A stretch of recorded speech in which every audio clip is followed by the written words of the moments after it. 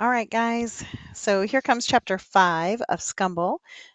When we last left off, the wedding had just finished, so it was Fish getting married. That was pretty exciting to somebody named Melly. We don't even know who that is. Um, anyway, so the wedding was over and they were heading down to the reception, but Ledger was stuck in his seat because his mom, who has the savvy of smiling and telling people to do things and they just stay there and do it, had told him, I just need you to sit still for another 20 minutes. Well, now he's stuck at his seat, sitting still for 20 more minutes. So everybody else has gotten up and is starting to leave, and he's stuck there. And so that's where we left off. So let's see what happens next. So, chapter 5. She put a pin in you, then forgot you were stuck, didn't she? A man's voice came from somewhere beyond my limited field of vision. I scowled, but the man chuckled softly, moving closer. When Uncle Autry sat down next to me, leaning one arm against the chairs in front of us so I could see him better, I relaxed. How did you guess? I muttered, feeling my face grow hot. I didn't have to guess, Ledge, my uncle continued. Dinah's been my sister a lot longer than she's been your mother. And she did the exact same thing to me plenty. I must have spent half the fourth grade stuck like an ant in tree sap back when your mom first got her savvy. Autry O'Connell was younger than both my sisters, my mom and my Aunt Jenny, Jenny Beaumont, but his face was lined from years in the Wyoming wind and weather, and threads of white salted his yellow hair. Today, instead of wearing a silk necktie, like the other men, Uncle Autry cut a swell in a western bolo, a thin rope of braided leather with metal tips and a clasp that looked like a giant green beetle. It wiggled its legs like a giant green beetle, and was, in fact, a giant green beetle. If the Flying Cattle Heart farm was unlike other ranches, Uncle Autry's was equally unlike other ranchers. There wasn't a cow, sheep, or horse on Autry's land. Autry O'Connell was an insect wrangler, once known east to west and north to south as the man to call for the really, really big bug problems. And the really, really big bugs, his savvy gave him sway over all manner of creepy crawlies. Though these days he mostly worked from home doing small jobs, raising ladybugs to ship to gardeners or helping the people in Sundance keep ants out of their kitchens. I remembered Mom sighing over a holiday picture postcard sent from the ranch the previous year. For our family's holiday photo, we'd all stood smiling in matching red sweaters. The O'Connells' card had a photo of three-legged Bitsy looking up at an enormous pink-toed tarantula sitting on her head, and in the picture the tarantula wore a Santa hat and waved with an unusual ninth leg at the camera. Your brother should have called his place the Misfit Ranch instead of naming it after some butterfly, Dad had said, looking over Mom's shoulder at the picture. Tom, Mom scolded playfully, but she'd sighed again when she looked back at the picture. Why didn't Autry send us a picture of the twins? I prefer the spider, I offered with an unapologetic grin. All my life, complaints about Marisol and Mesquite O'Connell had earned me the same lecture I got then. The girls lost their mother when they were born, Ledger. Autry's done the best as a single father. But his girls are a pair of wild horses, Dad had finished for her. Poppy, are you coming? Two teen girl voices rang through the nearby empty glade. I held my breath, wishing my mom's savvy would wear off as fast as it had in the van.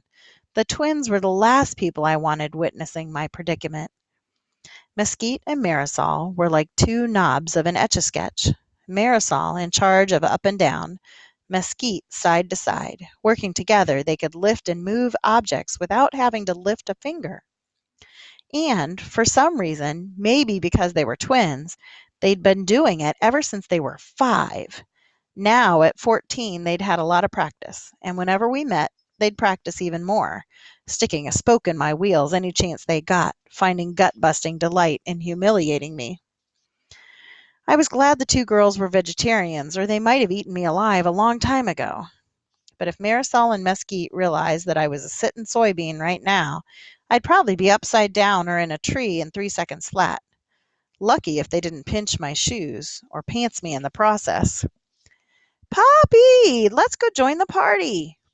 Be right there, Autry called to his girls, smiling as they began stacking chairs, lifting only a finger or two. In a voice too low for the twins to hear, Autry asked, "Do you want me to wait with you, Ledge?" "No, thanks," I answered through clenched teeth. The last thing I wanted was a babysitter. I'll just sit here and take in the view.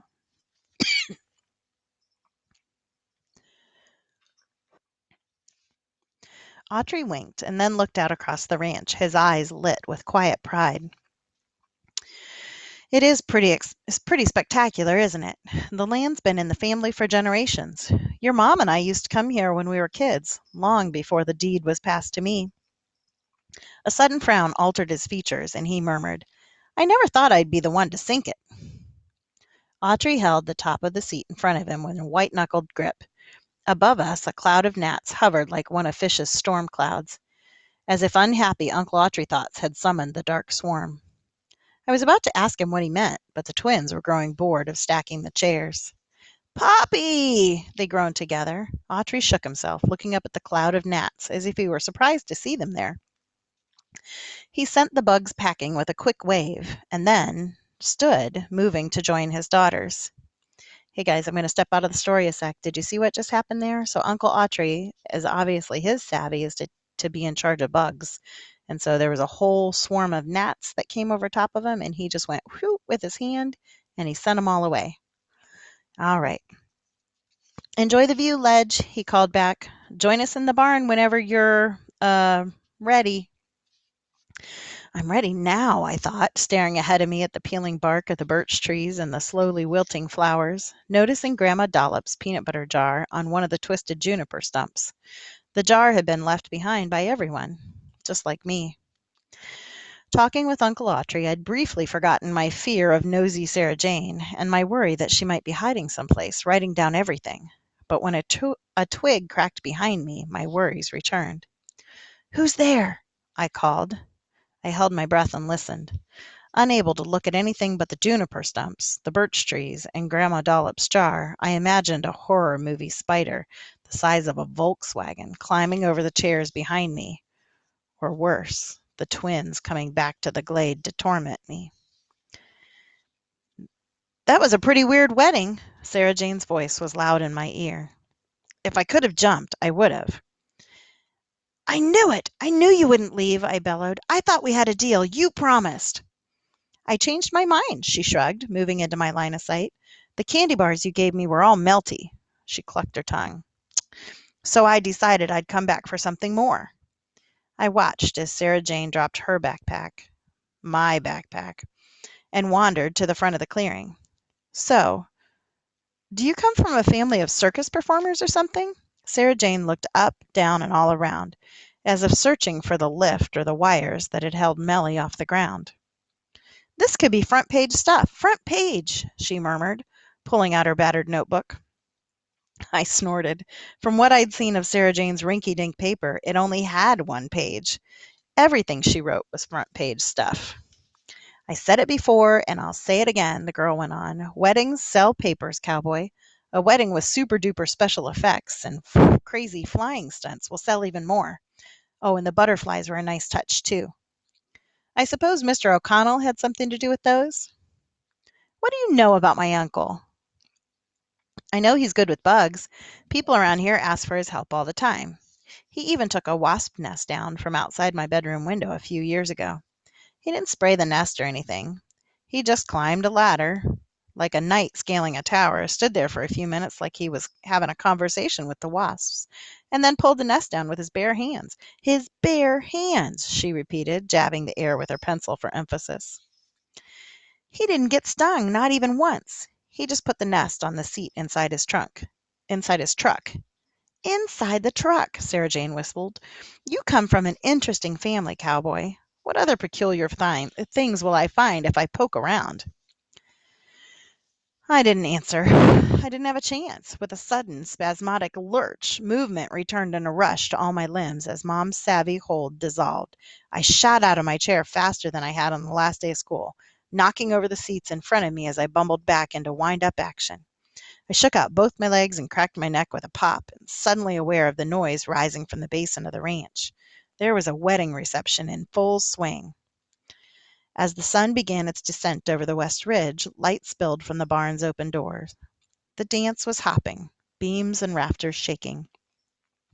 Gazing down at the barn, Sarah Jane looked like she might be composing the newest edition of the Sundance scuttlebutt in her head. Twiddling her pencil in one hand, she brushed her notebook along the papery bark of the birch trees with the other. Then she moved to lean against one of the juniper stumps, and accidentally knocking both the flowers and the peanut butter jar to the ground. I let out my breath as the jar landed in a safety net of dry grass and pine needles. Sliding her pencil through the wire spiral of her small notebook, the girl righted the flowers and then bent to pick up Grandma's jar. "Don't touch that!" I shouted, pushing my way through the sea of plastic chairs. The jar caught the last slanting rays of the sunset, lighting up orange and pink in the girl's hand. Holding my own hand out in front of me, I edged cautiously toward Sarah Jane, like she unknowingly wielded a stick of cartoon dynamite. "You need to put that down," I said to her. Sarah Jane looked at me, then cocked an eyebrow at the jar. Before I could stop her, she dropped her notebook and began to loosen the jar's lid, unleashing the staticky symphonic radio broadcast at full volume. Music flooded the empty glade in a shockwave of sound, startling Sarah Jane. She dropped the jar again, clamping both hands over her ears. Watching the peanut butter jars tumble in slow motion toward a pointed rock, I lunged, knowing if that glass jar broke or the lids came off all the way, Grandma Dollop's carefully captured radio broadcast would be lost forever. Sliding on my stomach, I made a game-winning circus catch, spinning the lid tight again as I rolled quickly to my knees. "What the music came from that?" Sarah Jane demanded, pointing at the jar. "Of course it didn't," I lied badly. I mean, just forget it. Forget about everything." Getting up, I shoved Sarah Jane back in the direction of the ranch's exit again, hoping that this time she'd leave and stay gone. That the newspaper girl had seen Fish's bride float up the aisle was bad enough. Who knew what kinds of savvy talents would let loose at the reception? I heard that the bride's father could charm wild animals. The last thing I needed was Wyoming's preteen queen of paparazzi looking into the barn to see a conga line of cougars, deer dancing beneath a disco ball, or 3 bears doing the limbo with my mom and dad. But Sarah Jane would not budge. She squinted from me to the jar, not saying a word, the printing press in her brain clacking away. Determined to maintain possession, I protected the jar like a football, securing it in the breadbasket hold Dad had taught me when he imagined all things his super-fast son would do. "I'll leave if," Sarah Jane began, a scary girl gleam in her eye. "If what?" I asked, not trusting her. "I'll leave if you'll give me that jar." If I'd gotten my great-uncle Ferris's savvy, honest-to-goodness steam would have shot from my ears. "Forget it!" I shouted, changing my grip on the jar. I waved it in her face with one hand. "It's just an old jar, see?" I tried lamely to pretend that nothing out of the ordinary had just happened, but sweat drenched my hands, making the glass jar hard to hold. The girl stepped toward me, stabbing her finger into my chest. "If it's an old jar, then why can't I have it? At least tell me how it works." Sarah Jane and I stood eye to eye, close enough for me to count her freckles, to smell her watermelon lip balm. She made a grab for the jar, and we began a tug of war.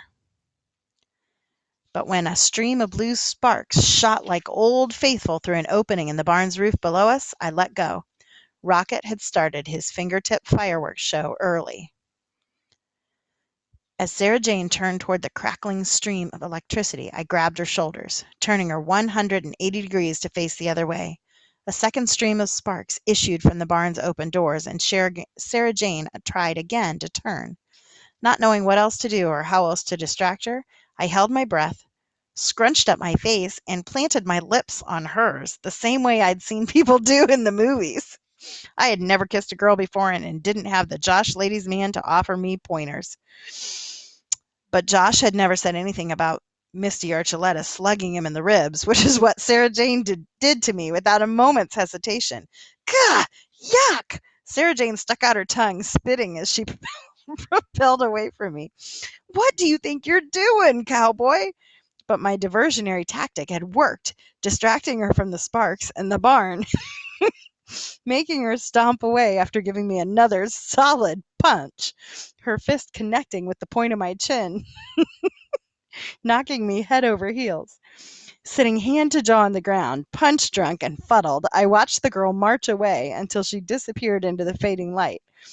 I could still taste her fruity watermelon lip balm. It was only then that I realized Sarah Jane had taken Grandma Dollop's jar. Okay, guys, that's the end of the chapter. I totally forgot about that part. Oh my gosh, that's hilarious. I hope you enjoyed it as much as I did. Um, if I have time this afternoon, I will read chapter 6. So hold on, it might be showing up in the homeroom in a little bit.